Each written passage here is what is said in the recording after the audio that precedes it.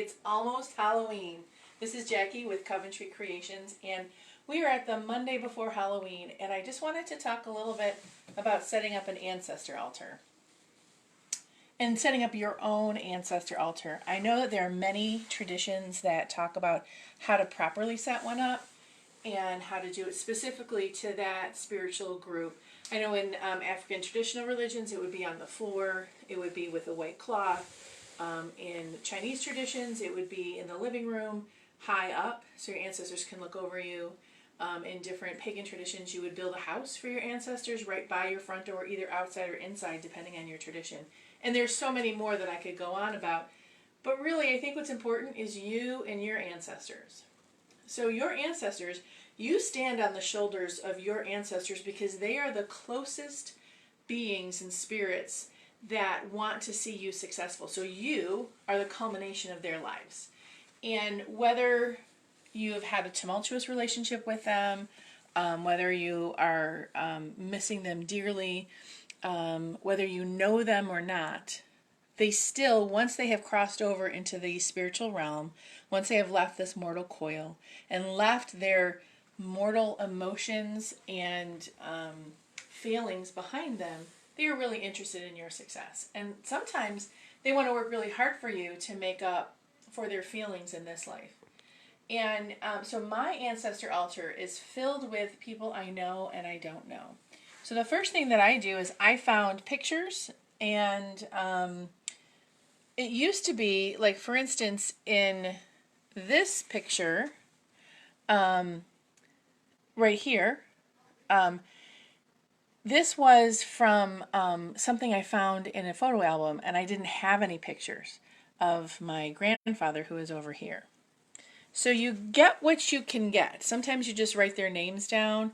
Sometimes you have just a nod to them or something they like. Like for instance, my Uncle Pete played euchre all the time. So I have a go it alone hand. And even in his obituary, Uncle Pete is going alone.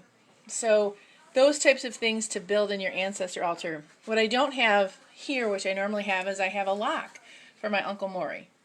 And I have, my grandmother loved angel food cake. My mom loves caramels, so as soon as I get some caramels, they're going in front of her. Now, my mom and I didn't have the best relationship with each other when she passed. She's on my ancestor altar. I give her honor. I thank her for bringing me into this world, but I don't work with her because she needs to be on the other side, healing whatever this life brought to her. So the other things I have on this altar is I have water. Spirits and water go hand in hand. This is a way to communicate. In many traditions, you're communicating with the water. And so one of my teachers told me if the water gets bubbly after a day or two, that means that your spirits are talking to you. I also have a cup of coffee. Now, a cup of coffee comes from a couple of different traditions, most specifically in the African traditional religions. Usually I would put a cool cup of coffee on here. This one's a little warm because I poured it right before this video. But the cup means something to me as well. So coffee is another thing, whether it's beans or brewed. Most traditions talk about the coffee being brewed, and that's another channel to spirits.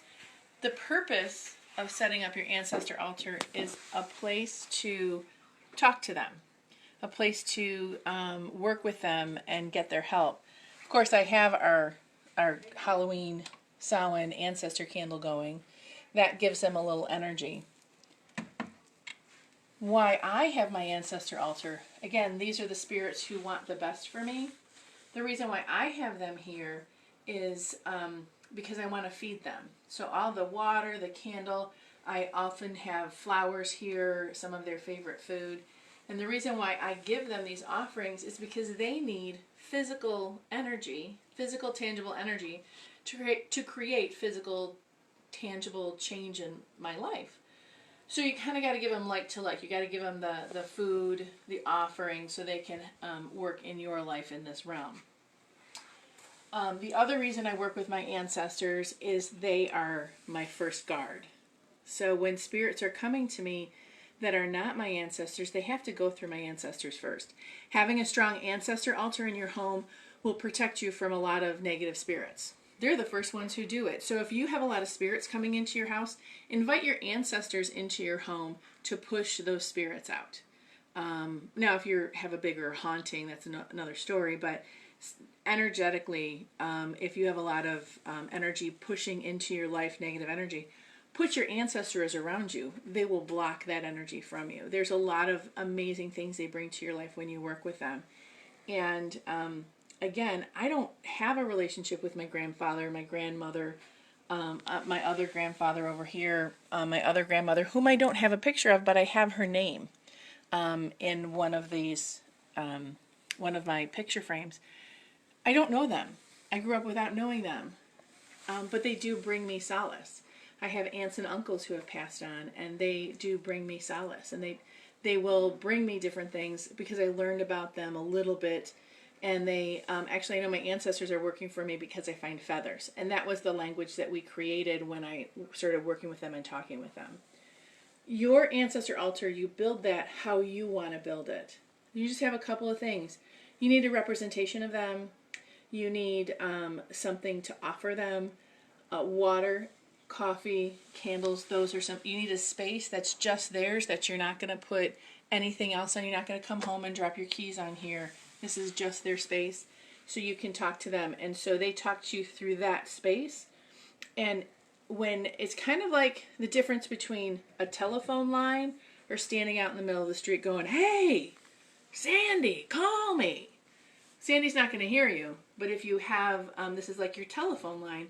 This is where I talk to you all the time. So if I need you, knock 3 times. That's another way to get their attention. Actually, in some traditions, it's 9 times. So I knock 3 times, 3, and getting their attention. And I don't know if you can see this on camera, but I just got a major flush throughout my entire body. So I actually have called them in, and I thank you for being here with us and being on this video with me. And it's a great place to just have a direct line to them and talk to them.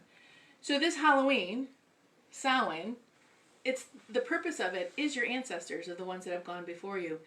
Even just one picture, one moment, one evening of setting this up, and then you can take it down later if you need to, is just a great time, a great way to honor where you've come from, because you're an amazing person. And if you honor all the steps that got you here, you get more fully present in your body, more fully present in your life, and that is what I wish for you, because when you are fully present, you are magical in everything that you do. Have a great Halloween. Have a great Samhain. Enjoy it the exact way you want to enjoy it. No pressure. Do you, and keep it magic. Jacki out.